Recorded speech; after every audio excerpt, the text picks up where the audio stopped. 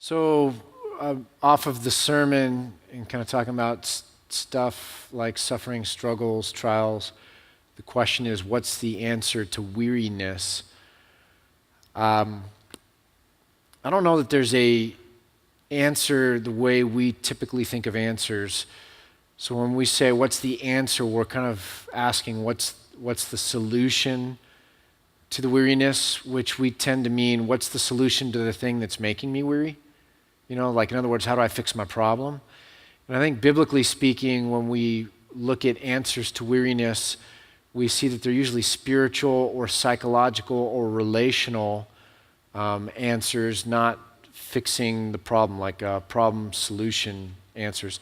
So Isaiah talks about those who wait on the Lord will renew their strength and be able to rise up like on wings of eagles.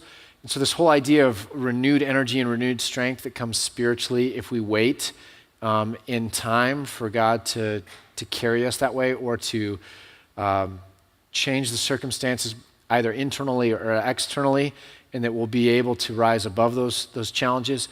I think that connects very well with Galatians 6, 9 and 10. The idea of don't grow weary in doing good, for at the proper time you'll reap a harvest. And so this whole idea that somehow there's an endurance or a waiting, and that spiritually the equation will change, and it's not that what was causing the struggle is going to be gone, but somehow there's going to be spiritual fruit or spiritual energy that comes by virtue of having endured the trial. So I think the answer to weariness, like how do we deal with weariness, is waiting on the Lord. That's the spiritual one. The relational one is if we find ourselves in a community where the command for spiritual community is that we encourage one another daily.